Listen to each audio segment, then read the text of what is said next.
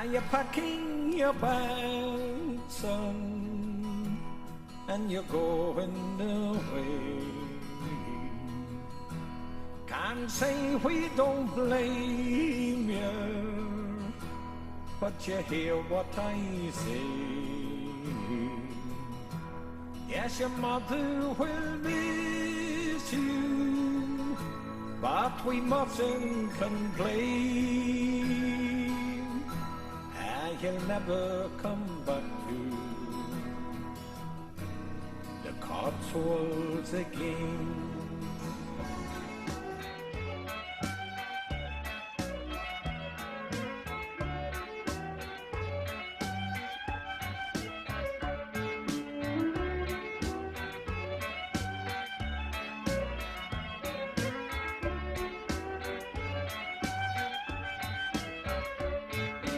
Having previously walked the Ridgeway from Streatley to West Kennet, in 1979 we decided to walk the Cotswold Way over the Easter holiday.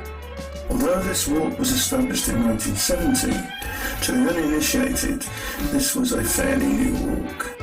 Little did I know then that our oldest known ancestor was a Cotswold shepherd from Morton Marsh from the early 1600s.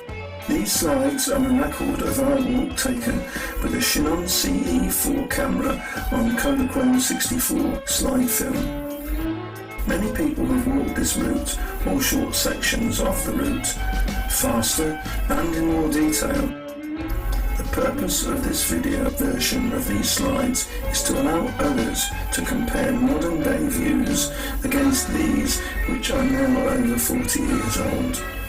In 1979, it was still possible to see parts of unspoilt Old England. Tourism had not been commercialised or sterilised to a mundane Disneyland visitor centre status.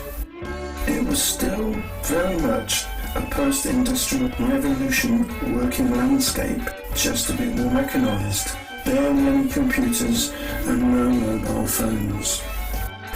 We tried to walk this walk very much as if it was a wild walk. The Cotswold Escarpment is an area steeped in history from the Romans, the Anglo-Saxons and ravaged during the Civil War. The Cotswolds played a pivotal role in the English Civil War, using the line of the Roman Fossway to transport troops and supplies. Oxford, Cheltenham, Gloucester and Worcester were key strongholds, much of it running parallel to what is today's Cotswold Way.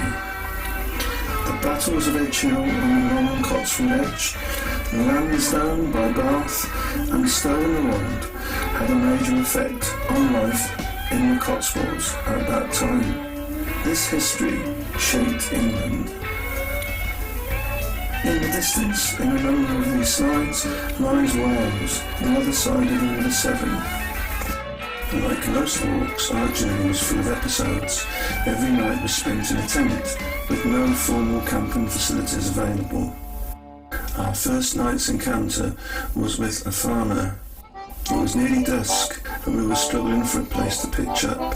The farmer, who was in his tractor, was nice and very helpful, and let us pitch our tent in the corner of his field. We promised to leave early. We slept in. We were still in the tent when his two sons were not best pleased. We could hear them telling us to F off. Who the F do they think they are? Get off our land. Fortunately, when I explained their dad had said it was fine, they were okay. We got followed for miles by what we thought was a lost sheepdog, but just as mysteriously as he started following us, he disappeared and we never saw him again.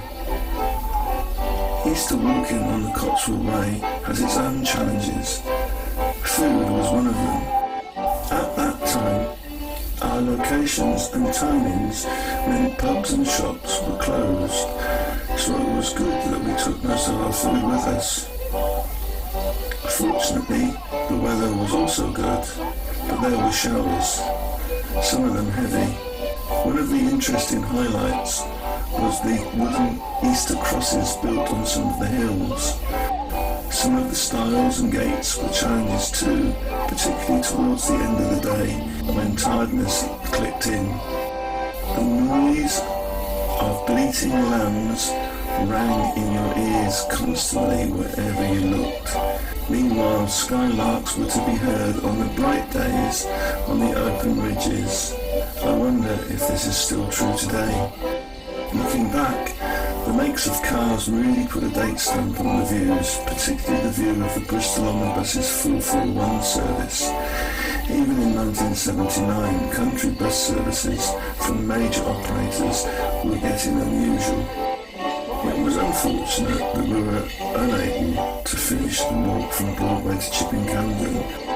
Whilst this would have been possible, we would have ended up being stranded in Chipping Campden and would have missed work the following day. A risk just too far.